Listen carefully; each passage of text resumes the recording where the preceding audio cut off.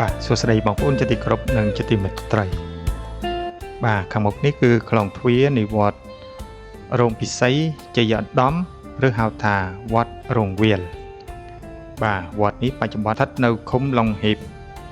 ខេត្តវិញឡុងបាទបងប្អូនក៏លេខមើលចោះគឺអមតាមដងផ្លូវនេះគឺមានដើមឈើកុកគីក៏ដូចជាឈើទាលជាច្រើនបាទ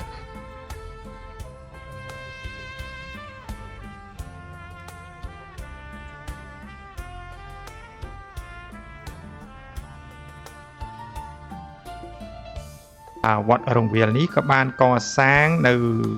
គ្រិស្តសករាជ1783បាទបើគិតមកដល់បច្ចុប្បន្ននេះគឺវត្តមានអាយុកាល243ឆ្នាំបាទហើយវត្តនេះក៏នៅភ្ជាប់តាមដងផ្លូវកៅស៊ូនឹងដ៏ធំបាទបើបងប្អូនណាបានធ្វើដំណើរឆ្លងកាត់នៅទីនេះគឺឈៀងមកចូលទស្សនានៅសំណង់ក៏ដូចជាសមាធិមួយចំនួនបាទហើយយើងខ្ញុំក៏បានផ្ដិតយករូបភាពតែប៉ុណ្នេះដើម្បីចែករំលែកទៅដល់ភ្ញៀវក៏ដូចជាបងប្អូនដែលកំពុងតែទស្សនាបាទហើយសូមជម្រាបលាសូមអរគុណបាទ